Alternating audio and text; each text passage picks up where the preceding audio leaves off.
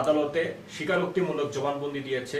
প্রতিপক্ষকে চাপে ফেলে অবৈধ আগ্নেয়াস্ত্র ও হত্যা মামলা থেকে বাঁচতে আপন ভাগ্নিকে গলা কেটে হত্যার পরিকল্পনা করেন শেরপুরের নালিতাবাড়ী উপজেলার যোগানিয়া ইউনিয়নের সাবেক চেয়ারম্যান হাবিবুর রহমান হবি।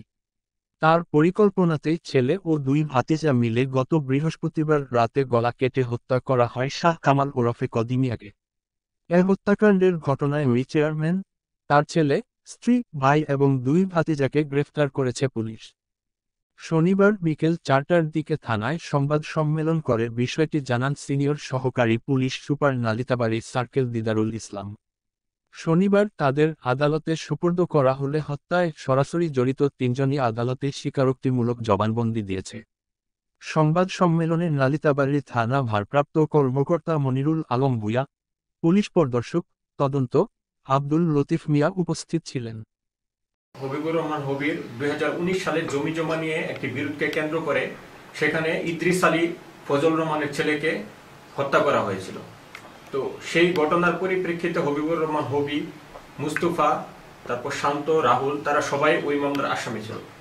তো সাম্প্রতিক সময়ে তারা ওই মামলায় জামিনপ্রাপ্ত হয়। তো জামিন পেয়ে এলাকায় একটা প্রভাব বিস্তার করার চেষ্টা করে। তো তারা দীর্ঘদিন পলাতক থাকার কারণে তাদের যে জমি জমা বাড়িঘর ছিল এগুলো পরিত্যক্ত অবস্থায় ছিল। তো তারা সেখানে প্রভাব বিস্তার করতে গিয়ে তারা আসলে মানে একটা মামলার আসামি হওয়ার কারণে কোনোভাবেই তাদের সাথে কুলিয়ে উঠতে পারছিল না।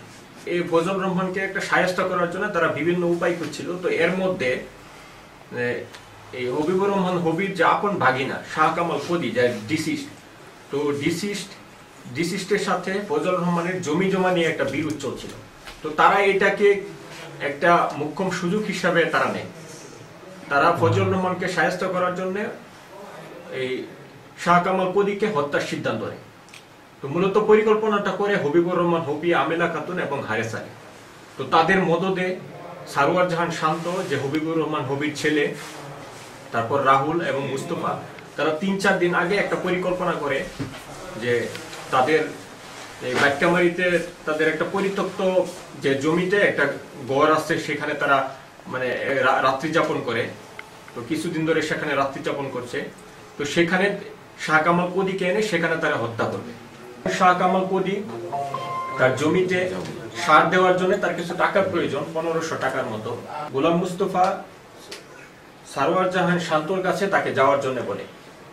তো সে সারোয়ার জাহান শান্তর কাছে তাকে ওই তাদের যে পরিত্যক্ত বাড়িতে যে গড়টা আছে সেখানে যেতে বলে এবং সে বলে তুমি যাও, আমি 15-20 মিনিট পরে আসতেছি।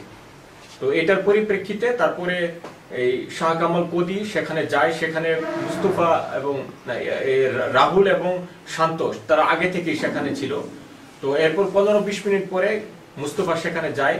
তো শান্ত তাকে পায়ে এবং হাতে ধরে এবং রাহুল সে তার বুকের উপর উঠে তার গলায় চেপে ধরে এবং সেই মুহূর্তে এই মুস্তফা রুমে এসে সে তাদের দরজার পাশে একটা টেবিল ছিল, তো টেবিলের উপর রাখা ছুরি দিয়ে সে ওইখান থেকে তাকে গলায় ফেঁস দেয় এবং তাকে গলা কেটে হত্যা নিশ্চিত করে। তো পরে আমরা তাদেরকে জিজ্ঞাসাবাদ করে আমরা ওই পরিত্যক্ত ওই গড় থেকে আমরা রক্তমাখা ছুরি, তারপর রক্তমাখা জুতা, তারপর আমরা রক্তমাখা গেঞ্জি এগুলো আমরা উদ্ধার করি। হত্যা করার পরে তারা পরিকল্পনা করছিল যে কিভাবে লাশটা গুম করা যায়। তারা গুম করার চেষ্টা করেছিল প্রথম। তারপরে তারা এই মানে ইউরিয়ার যে সার ভরা হয়, তো সারের বস্তায় তারা লাশটিকে ভরে তারপর কম্বল দিয়ে পেঁচিয়ে, তো গোলাম মুস্তফার দেখানো কৌশল অনুযায়ী তারা রাত 11:30 থেকে 12টার মধ্যে তারা লাশটি ওইখানে যেখানে ছিল আমরা মানে পেয়েছি সে জায়গায় নিয়ে রেখে আসে। তো পরবর্তীতে তারা ওই সারের বস্তা এবং কম্বলটি তারা আগুন দিয়ে পুড়িয়ে বাজারের এখানে ছাই ফেলে। ওই ছাইটাও আমরা উদ্ধার করেছি তাদের দেখানো মতে। তো 3 জন আসামি রাহুল, মুস্তফা এবং সারোয়ার জাহান শান্ত তারা আজকে আদালতে স্বীকারোক্তিমূলক জবানবন্দি দিয়েছে।